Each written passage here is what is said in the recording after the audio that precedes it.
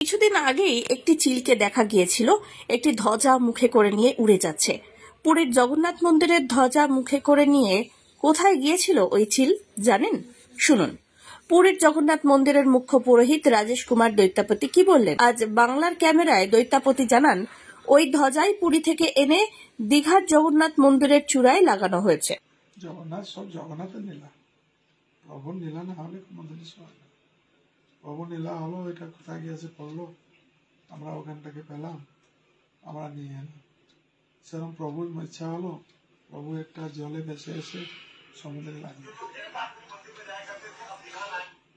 তার জন্যে সব ওনার নীলা, নীলা খেলা ঠাকুর হলো জগন্নাথ।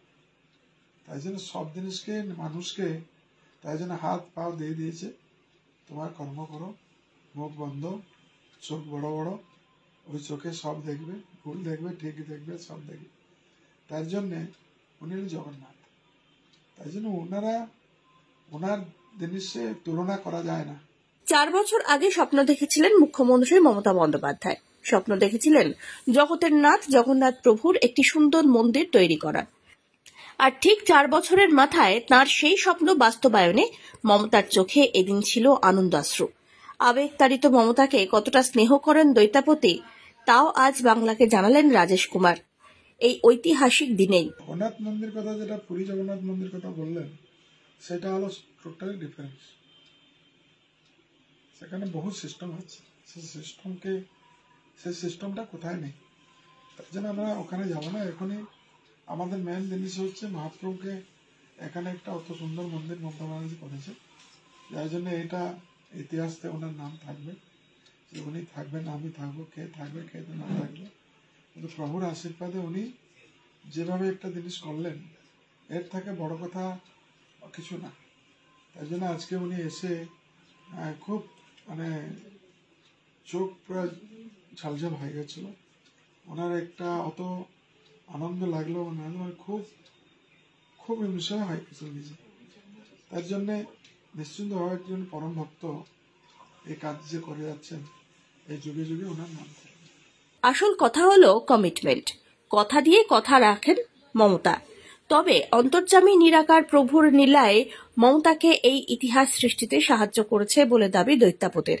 তিনি আরো বলেন, মমতার প্রেমেই প্রভু এসেছেন দীঘায়। 4 বছর আগে আমার কাছে গেছিলেন, তখন চিন্তা করছিলেন একটু মন্দিরে কোথায় হবে, সেটা চিন্তা ছিল না।